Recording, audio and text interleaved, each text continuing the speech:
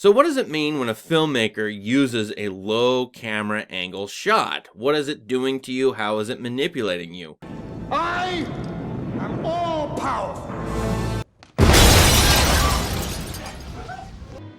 Don't ever trust anybody till you know them. Welcome to my Understanding Movies 101 series. This is my Learning About Movies channel. I'm Dr. Josh Matthews. I'm here to help you in a free way learn about movies. So you've probably seen a low camera angle 1,000 times before, either in videos, video games, movies, TV shows. Doesn't matter, they show up all the time. When you look at something and you stare straight up at it, what does it look like to you? In most cases, it looks big, ominous, foreboding, terrifying, huge, imposing, and all those feelings that bring out the fact that you are smaller than the thing that you're looking at. That particular point of view that you have with your own two eyeballs is what movies are mimicking or imitating. They're taking your perspective when you look up at something and feel that it's bigger than you, tougher, huge, that it could fall down upon you and hurt you, that you're scared of it, that it's more imposing. All of those feelings come up when you look at a low camera angle. The camera is positioned below the thing it's focusing on,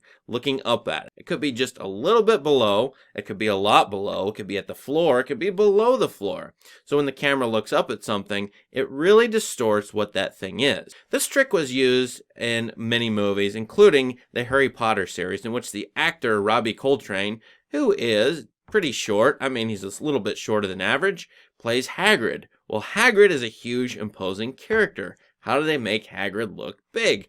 Low camera angles. Pretty easy. So low camera angles assign status to the thing being focused on. This again is just like real life, and we do this with people. When we're small and we look up, as a child looks up to an adult or a parent, that child sees that parent or adult as being much larger than he or she is. And so there's some intimidation, imposition on the part of the thing the child is looking at. And that's the same with human society. In most human societies, people who are tall or taller than average tend to have special social status, or they tend to become powerful leaders, CEOs, presidents, bosses even. People who are taller than average have a slight advantage over the average height or shorter than average height people. That's because we who are average or lower than average are looking up at those people, and just because we're doing that, we assign special social status to.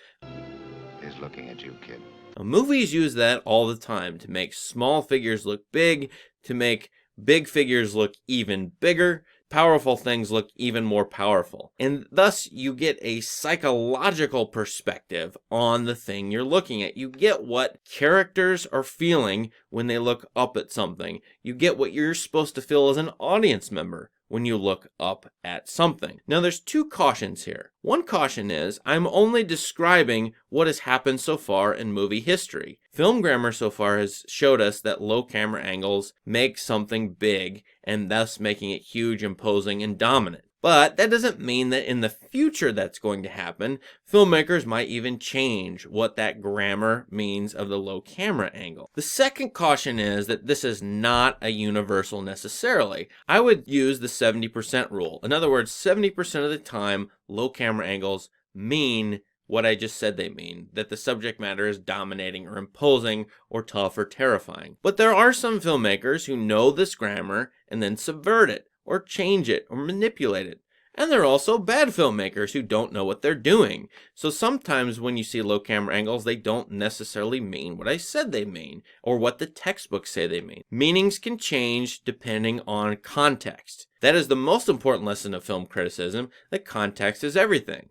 Look at the storyline, look at the lighting, listen to the music and the sound effects. They're telling you what that low camera angle you're seeing means. And so look at the particular movie. Don't just listen to my advice or the textbooks in order to understand what low camera angles mean. So thanks for watching. Keep watching my videos to understand how to watch movies, be a better critic, and even make movies yourself. Subscribe to my channel, like my video, go watch my other stuff. Have a great day.